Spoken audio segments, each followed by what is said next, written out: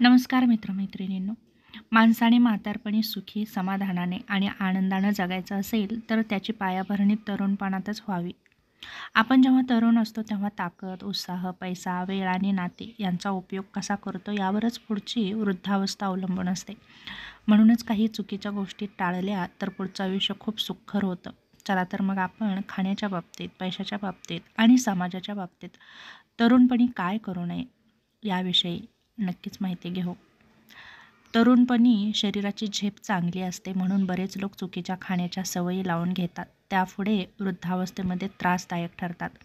जसं की junk food, fast food, तेलकट, तळलेले पदार्थ रोज खाल्ले तर लठ्ठपणा, डायबेटीस, हृदयरोग होण्याचा धोका वाढतो. अतिसाखर आणि गोड पदार्थ. गोड खाल्ल्याने तरुणपणात चालतं, पण सवय लागली तर त्यामुळे डायबेटीस, दातांचे आजार आणि वजन वाढतं. मद्यपान, सिगारेट आणि तंबाखू हे व्यसन आरोग्य उद्ध्वस्त करतं. म्हातारपणी कॅन्सर, हार्ट अटॅक येऊ शकतो. तरुण आहे म्हणून कितीही खाल्लं तरी पचतं ही चुकीची समजूत आहे. यामुळे पोटाचे आजार जडतात. अतिमीठ खाल्ल्याने रक्तदाब वाढतो आणि हृदयविकाराचा धोका वाढतो. उशिरा जेवणं, जेवण टाळणं, अनियमितता यामुळे पचन बिघडतं.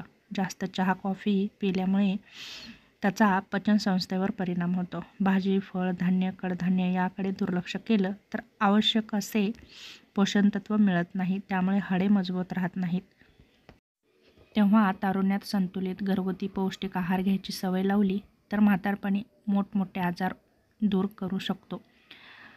तरुण असताना पैसा आला की लोक बेताल खर्च करतात, पण हे वय वाढल्यावर खूप खंत देतं. उगाचच खर्च करणं, ब्रँडेड कपडे, लक्झरी गॅजेट, नको त्या वस्तूवर पैसा वाया घालवणं, बचत न करणं, नंतर करीन म्हणून टाळत राहतो आपण, पण वृद्धावस्थेत हातात काहीच राहत नाही. जुगार, अति शेअर मार्केट, रिस्क क्षणात पैसा उडतो आणि म्हातारपणी सुरक्षितता हरवते. कर्ज घेऊन आपण महागडी गाडी, घर, दागिने घेतो आणि कर्जात अडकतो. फक्त वर्तमान काळासाठी जगणं, आज मजा करू, उद्याचं बघू हा विचार चुकीचा. म्हातारपणी पैशाची गरज जास्त भासते. इन्शुरन्स, पेन्शन, आरोग्य विमा टाळणं, आजारपण, अपघात हे कधीही होऊ शकतं. तयारी नसेल तर म्हातारपणी कुणीही मदत करत नाही. कुटुंबाच्या गरजा न बघता स्वतःवरच खर्च करणं, जसं की घर, मुलं, वृद्ध आई-वडील यांच्या जबाबदाऱ्या तरुणपणीच योग्यरित्या पार पाडणं गरजेचं आहे. किती कमवायचं, किती खर्च करायचा, किती वाचवायचं याचं शिस्तबद्ध नियोजन नसेल तर भविष्य असुरक्षित होतं. तरुणपणी काटकसर नियोजन, बचत, गुंतवणूक या गोष्टी अंगीकारल्या तर म्हातारपणी सन्मानाने जगता येतं. समाजाच्या बाबतीत मात्र या गोष्टी पाळा. म्हातारपणी आनंदी राहते की नाही हे आपल्या नातेसंबंधावर आणि सामाजिक वागण्यावर अवलंबून आहे. उद्धटपणा आणि इतरांचा अपमान करणं यामुळे तरुणपणी नातेसंबंध तोडले तर म्हातारपणी एकटेपणा येतो. फक्त स्वतःपुरतं जगणं, समाजात मिसळणं नाही, नंतर आपल्यासाठी कुणीही उरत नाही. खोटं, फसवणूक करणं, कपट चितणं अशा लोकांवर लोक विश्वास ठेवत नाहीत. त्यामुळे म्हातारपणी आधार हरवतो. भांडण, शत्रुत्व, कटुता ठेवणं.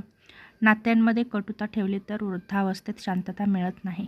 नात्यांमध्ये गुंतवणूक न करणं, मित्र, नातेवाईक, शेजारी यांच्याशी संपर्क नाही ठेवला तर वृद्धावस्थेत मात्र एकटेपणा जाणवतो आणि हा एकटेपणा खूप त्रास देतो.